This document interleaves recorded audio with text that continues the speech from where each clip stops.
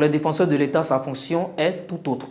Ainsi, la réponse de Platon dans la République de 309 AB est que les hommes s'associent en vue d'échanges économiques et pour former une alliance défensive contre toute injustice.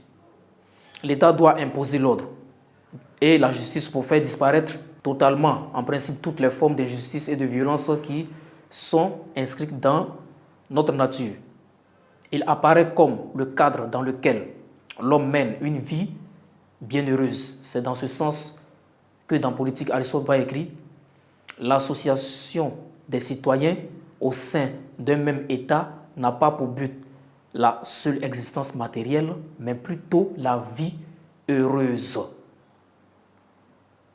Vu sous cet angle, l'État réalise le bonheur des citoyens en assurant la liberté.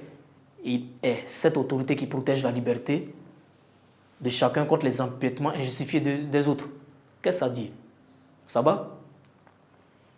L'État vient pour organiser la vie, pour organiser la société. Une société sans organisation est dans le désordre.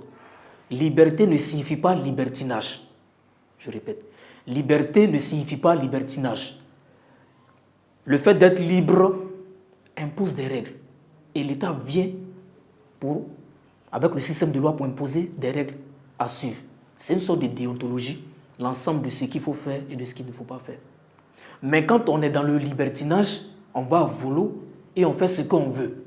C'est ce qu'exprimaient déjà les détracteurs de l'État. Ils veulent vivre cette vie libre, liberté-là, sans toutefois se plier aux exigences. Et ils veulent réaliser leur liberté sous le dépend des autres. Or ici, il y a des lois, il y a des principes. Quand tu dois agir, tu agis en fonction de la loi. Et la loi va venir non seulement te protéger, protéger ton prochain, protéger ton alter ego. Parce que ta liberté doit commencer là où s'arrête celle des autres. Être libre ne veut pas dire qu'il faut faire ce qu'on veut, mais faire ce que les lois demandent de faire. Pour ne pas être dans le libertinage, dans le désordre. Ok? Ça va? C'est cette idée de Rousseau, se faire dans l'État, dans le contrat social. Trouver une forme d'association qui défende et protège de toute la force commune, la personne et les biens de chaque associé et par laquelle chacun, s'unissant à tout, n'obéisse pourtant qu'à lui-même et reste aussi libre qu'auparavant. La citation de Rousseau ici renvoie à ce qu'on a dans son contrat social. Trouver une forme d'association avec la volonté générale. Il prône plus la démocratie. Demos kratos. Demos kratos. Kratos, c'est le dieu grec, c'est le pouvoir. Demos, c'est, ça dit, on peut parler du pouvoir du peuple par le peuple. Ça dit, le pouvoir du peuple par le peuple, comme le dit dans la démocratie. Demos kratos. Kratos, c'est le pouvoir, donc le pouvoir du peuple. Et par le biais de la volonté générale, les individus s'associent. On vote une règle, la majorité est différente de l'unanimité. Quand on parle d'unanimité, tout le monde est d'accord. Or, en démocratie, tout le monde n'est pas forcément d'accord. Il y a ce qu'on appelle la majorité. Vous pouvez être 5, s'il y a 4 ou 3 qui sont d'accord, alors elle devient une volonté générale. À partir du moment où une règle est déjà établie, tout le monde se conforme à cette règle-là. C'est de ça qu'il parle un peu ici. Ok? Alors, Spinoza pouvait dire la fin de l'État est donc la liberté.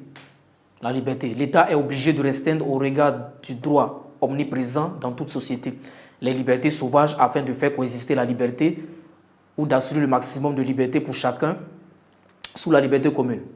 L'État doit veiller au respect du droit pour ne pas qu'il y ait de l'injustice qui bouleverse l'ordre établi et fasse récaler la justice. Une question cependant se pose. En posant des bornes de l'action volontaire des individus, l'État ne prive-t-il pas les individus de leur liberté? En réponse à cette question, nous pouvons dire que les limites du moins, que l'État impose aux individus dans le respect du droit n'est que l'expression d'une absence de liberté.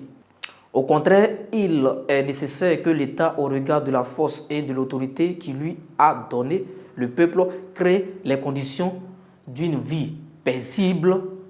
C'est pourquoi Montesquieu va écrire « Ma liberté est le droit de faire ce que les lois permettent ». La liberté individuelle peut donc s'exercer dans les limites établies par le corps social et dont les lois sont garanties. Ça va? Ça va? Montesquieu, dans l'esprit des lois, va dire que la liberté, c'est ce que les lois me permettent de faire. Ce n'est pas ce que moi je veux faire. Il y a une loi, on se ramène à ces lois-là, on se rapporte à ces lois-là pour respecter autrui et pour se respecter soi-même. Donc, il va scinder les 3 types de pouvoirs. Pouvoir exécutif, pouvoir judiciaire, pouvoir législatif. Parce que pourquoi? Ces 3 types de pouvoirs-là, quand elles sont concentrées dans la main d'un individu qui doit gérer la société, on tombe dans le totalitarisme, on tombe dans l'absolutisme. Et ça crée des dérives. On a vu le cas du nazisme, l'hitlérisme, avec la philosophie du pan-germanisme, qui consistait à étendre la race aryane par-delà les frontières même de l'Europe. Et vraiment, ça crée des dérives et des situations difficiles.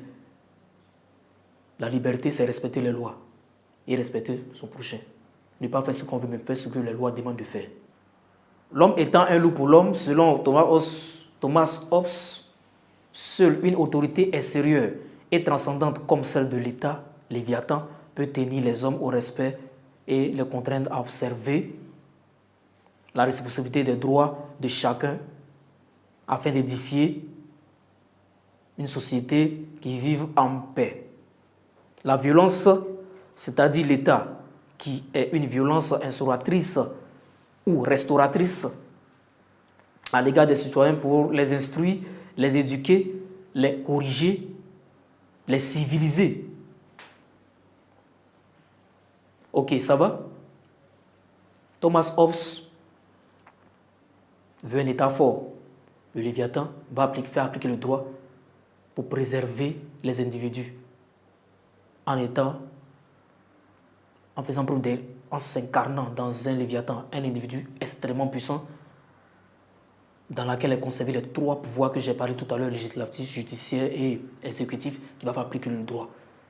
Parce que pour lui, l'homme est de nature belliqueuse, l'homme est mauvais.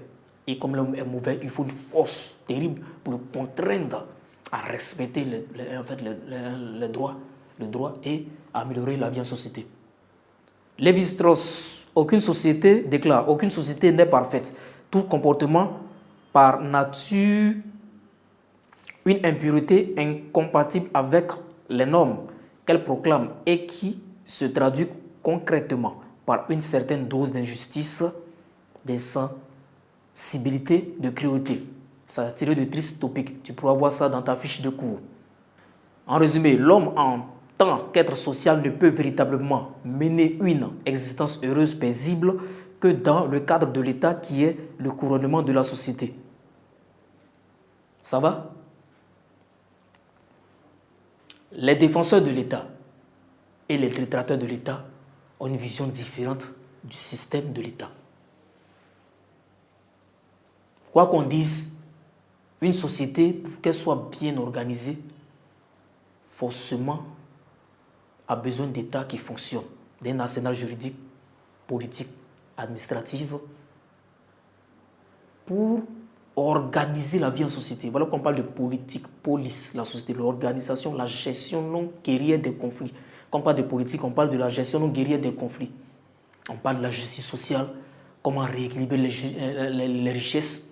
Et tout ça fait partie de l'organisation de la vie politique. Maintenant, il y a les détracteurs, il y a les défenseurs.